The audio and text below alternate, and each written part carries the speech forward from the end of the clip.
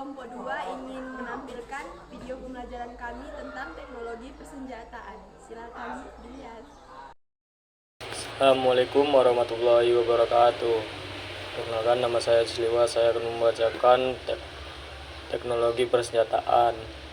Itu satu, perkembangan teknologi persenjataan.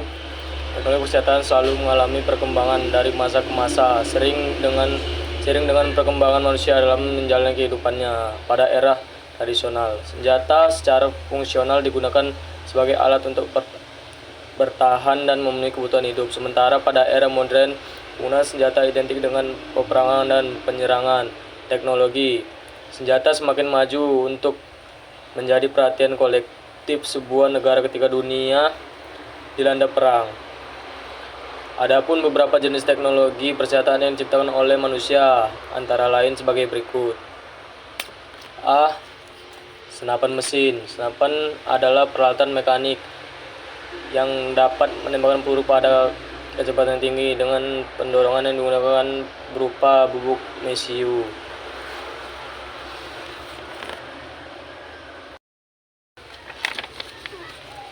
B. Meriam. Pesawat terbang. Pesawat terbang adalah pesawat yang mampu terbang di atas udara atau atmosfer. Pada mulanya pesawat yang tidak dilengkapi senjata, melainkan hanya digunakan untuk kepentingan komunikasi dan pengintaian. Berkat penemuan Ronald Garros dari Prancis pada 1915, pesawat terbang kemudian dilengkapi senapan mesin pada kokpit yang dikendalikan oleh pilot. E. Kapal perang. Kapal perang adalah kapal yang digunakan untuk kepentingan militer atau angkatan bersenjata. Umumnya terbagi atas kapal induk, kapal kombatan, kapal patroli, kapal angkut, kapal selam, dan kapal pendukung yang digunakan angkatan laut seperti kapal tanker dan kapal tender.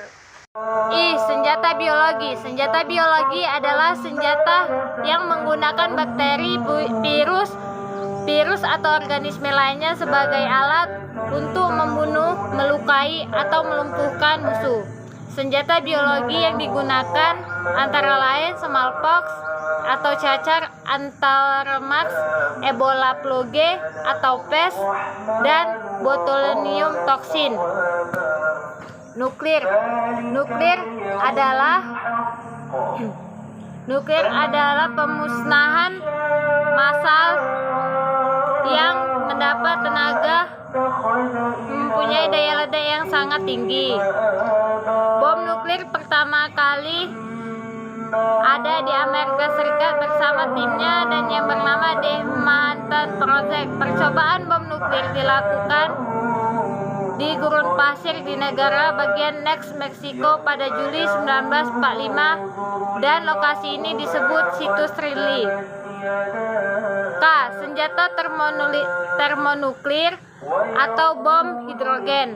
Senjata termonuklir atau bom hidrogen adalah sebuah senjata nuklir yang memanfaatkan energi dari reaksi fisika nuklir utama untuk memadatkan dan membakar reaksi fusi nuklir kedua.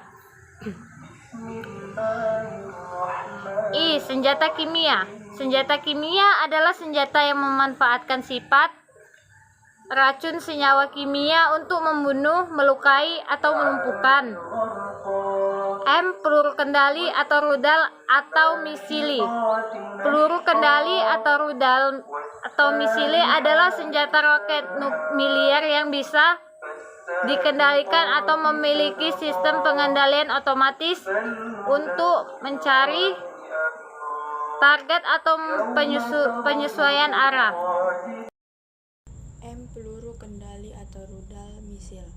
Peluru kendali atau rudal adalah senjata roket militer yang bisa dikendalikan atau memiliki sistem pengendali otomatis untuk mencari target atau menyesuaikan arah. Dalam penggunaan sehari-hari, istilah misil merujuk kepada roket dengan sistem kendali, sedangkan roket digunakan untuk roket tanpa sistem kendali. Perbedaan utama di antara keduanya dianggap sangat sedikit selain perbedaan sistem kendali. Jenis peluru kendali antara lain peluru kendali balistik, peluru kendali jelajah, peluru kendali anti kapal, peluru kendali barat ke udara, peluru kendali udara ke udara, peluru kendali anti tank, peluru kendali anti balistik, peluru kendali anti satelit, dan torpedo. Laser. Laser diciptakan oleh seorang fisikawan asal Amerika Serikat yaitu Theodore H. Hyman pada tahun 1960. Laser memperkuat cahaya. Laser dapat mengambil berkas cahaya yang lemah dan membuatnya menjadi berkas yang kuat.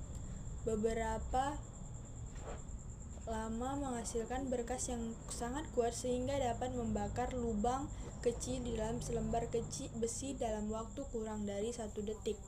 Karena itulah sinar laser menjadi alat komunikasi penting dalam berkomunikasi dalam zaman angkasa luar.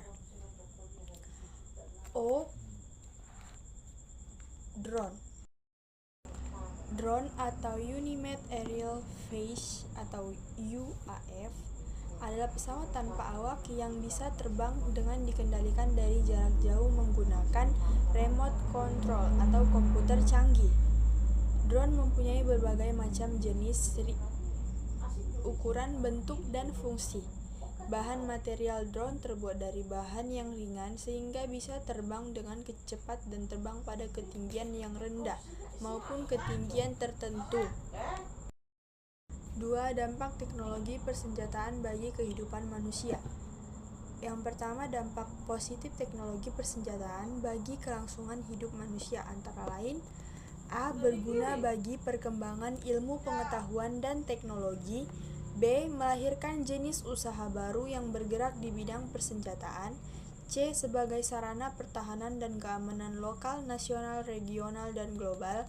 D. Membantu pembangunan sarana dan prasarana fisik yang bersifat berat seperti pembukaan lahan baru atau pertambangan. E. Meningkatkan kekuatan militer suatu negara. Sementara dampak negatif teknologi persenjataan bagi kehidupan manusia antara lain sebagai berikut: A. Menciptakan potensi konflik atau perang antar negara.